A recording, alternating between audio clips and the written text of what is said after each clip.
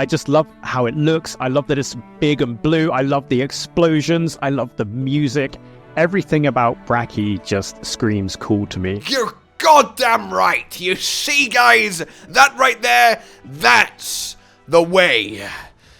Unless you did actually vote for Brachydios or Raging Brachydios, in which case, I love you. Hello, my fellow hunters then, and yes, happy 20th Monster Hunter anniversary. Technically it was yesterday, but today we've had the big celebration, and oh, what a celebration it was. I won't deny getting a little bit as each generation rolled by, the memories. It's just beautiful. It is an honor and a privilege to be part of this wonderful community, and the fact that I've been playing Monster Hunter for 20 years, or I guess technically 19, as the Western version Monster Hunter 1 did come out a little bit later, but still, it's quite something, and I am so happy I found it that day. So, of course, as they said, no ridiculous announcements today, nothing wildsy, nothing new gamey, but it didn't need to be, because it was very special. An incredible series of interviews with Ryozo and all the various wonderful directors of every single Monster Hunter game, with some really fun little insights into the challenges and the process and the triumphs of creating them. And honestly, there is a lot you can glean from this, but more than anything, I don't kind of want to take away from it by dissecting every little sentence instantly. I think it's just something that everyone should sit and enjoy, because it's really fascinating if you are a Monster Hunter fan, which, you know, I would assume we all are, given the context of this video. In any case, then, the big one is the top 10 on the big Monster Hunter poll. Who has taken the top spot? Who is the monster of monsters? And I'm happy to report I did predict 2 of the 3 top 3, but there are some serious surprises. Without further ado then, I will give you my live, in-the-moment reaction to the top 10 reveal. Okay. I, for one, cannot wait to find out which of the top 10 spots Raging Brachydios is going to take. I mean, again, Raging Brachydios, come on, stop asking me this. Oh? I got excited for half a second there when it looked kind of like Raging Brachydios' arena, because it kind of was. Elatrion, fair enough. The Blazing Black Dragon, and an incredible experience, both old and new. Excuse me? Ruiner over regular? What? How? Is regular still coming up? Ruiner? Okay, I mean, Nergi deserves to be here, but I prefer base to Ruiner. That's so surprising. This, however, is not. Yeah, that makes sense. Fatalis was a masterpiece of an encounter, and the perfect capstone to the masterpiece that was World and Iceborne as a combined experience, and honestly, it really could have been higher for me. Nagakuga, yeah, okay. I do adore Nagakuga. I did expect him to be here. Kind of feel like Tigrex still maybe might, but with only 6 places, and at least a couple of them I would say accounted for. Interesting. But yeah, definitely deserved. Nagakuga is amazing. No! Velkhana? Again, Velkhana's like really cool. But 6? Above Nergi? Above Bracky? Really? That's so interesting.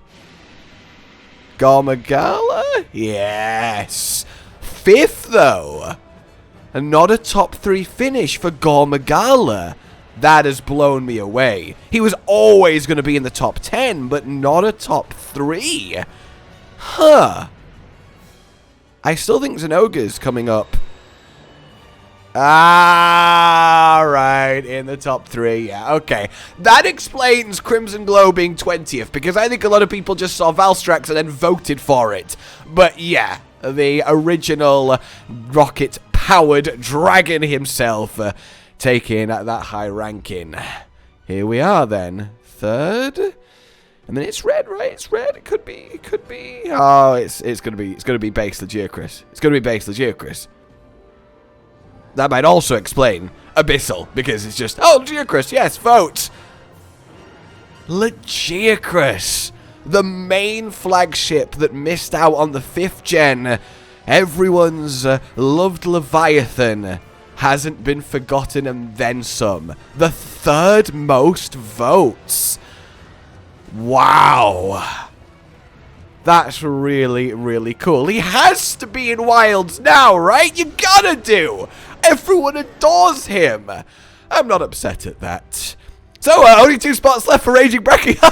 getting a bit nervous here, guys. Getting a bit nervous. Oh, base Nergi, yes! Oh, okay. See, this is what I'm saying. He does deserve it. And it was my prediction that he would get top 3 because he's the flagship of World, which is the majority of Monster Hunters, and he is iconic to it. I am so happy I at least got that one. Oh, I'm so convinced then that the subspecies and variants votes are because they share the base form, and people weren't fussed which one they actually voted for, as long as that got a high placement.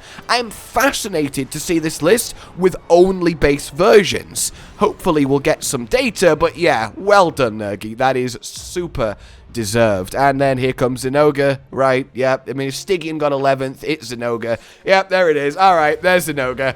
Yay! More Zinogre art. Woo! Yeah, Zinogre! What is it, Reggidios? No, I am happy for you if you are a Zinogre fan. If you voted, clearly most of you did, so there it is. It's just a personal thing. Objectively, Zinogre is absolutely badass. The Thunder Puppy, the ecology with the bugs, he really is a special monster, and he is worthy of the #1 spot, and indeed tends to come top 3 and first in most monster polls, so it was an easy prediction. But hey, I got 2 of the top 3. And there it is. Seeing that Lagiacrus next to those 2. That is really, really nice. What a top 10. Wow. Oh, yes. Wow. Okay. First of all, the artwork is absolutely incredible, and I love seeing Nergi there and everything he represents, but, before we dig too deep into the list, we do have the next poll, the best theme in Monster Hunter. Now, I'm just saying, alright? Brachydios got 17th, Raging didn't make the top 20, I'm very hurt inside. But when it comes to theme, there is only one choice! Okay, there's 2 choices, right? I think Raging Bracky is my favorite theme. The track in the final stage, the vocals, the epicness, it is just shivers. But like, Safi, I'm gonna actually have a really hard choice choosing between my heart and my head there. I really, really am. Oh, to be fair, more accurately speaking, in both cases, my heart, because I adore the sailor that he has become, and that's really fun, but, oh, Raging Bracky. But to go back to that top 10 list then, right, there are certainly some surprises. Elatrion, I think, is one. There was a lot of, mixed opinions on Eschaton Judgment and how that had to be dealt with, but ultimately he is an incredible fighter, a badass black dragon, so not too crazy. Ruiner is insane, as I said when he came up, because I need to know how this poll would have gone without subspecies variants, other versions, etc. being there and diluting the voting pool between monsters. Because with Ruiner all the way over here at frickin' 9th, and then normal Nergi taking that 2nd spot, combined, would they have toppled Zinogre? But then you have Zinogre with Stygian at 11th, so adding that to him, would he have maintained first? I think that is a really interesting question, and applies to a lot of these top 10. Fatalis with Alt Fatalis, Valstrax with Crimson Glow Valstrax. But then we have things like Velkhana. Now, to me, Velkhana's a great monster, but in no world did I think she'd made that much of an impact. But I guess, evidently, she had. It's really, really interesting. And look, Monster Hunter monsters are incredible. My bias aside, I really don't mind who took the top 10, because you can't go wrong with these masterpieces of beasties. And seeing something like Lagiacrus, the only notable monster to miss out on the 5th gen, yeah, that's really nice. He is gone at the moment, but certainly not forgotten, especially with Abyssal also taking a top 20 spot. Yeah, I knew Zinogre was going to win. I am not the biggest Zinogre fan, but objectively, I totally get it. He is phenomenal, and his track record speaks for itself, and his Iceborne form, and indeed his Rise Sunbreak outing really cemented it. He looked fantastic in the 5th gen. So there really is a lot going on, but notably, it's what's not going on that I find very, And the two that come to mind are Devil Joe and Rajang. I was so convinced at least one, or if not both, would make the top 20, and they are two that I feel like, were it only base versions of monsters, probably would have done. But certainly Rajang, he is one of the most popular monsters, full stop. I guess I can't say that anymore, but that was always kind of the held belief, but here we are. So that definitely is the I really expected to see it, but it's not there one for me, and I would love to know what that is for you too.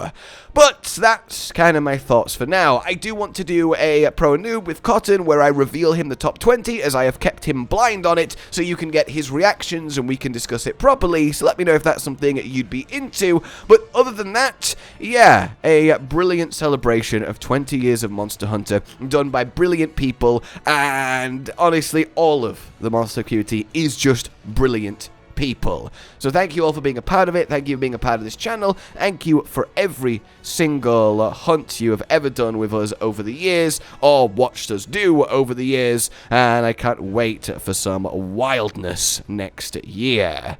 There is a few other things coming, like a Monster Hunter collab with Street Fighter and all the Monster Hunter Now updates, but past that, nothing truly ridiculous going on, just this lovely, happy, emotional look at Monster Hunter, and yeah, I am all for it. For now then, like if you enjoyed this, subscribe and hit the bell for more, consider supporting the future of the channel on Patreon down below, and until we meet again, a goodbye. Josh, Cotton, and Hollow with the videos, dropping the humor like a hammer on your tippy toes, bringing entertainment on a daily arrangement to take our insanity and turn it into entertainment. Yes, I said entertainment twice, to reiterate that it is nice to look into your faces on a mostly daily basis when you let us in your homes to make the whole world a stage. Goodbye.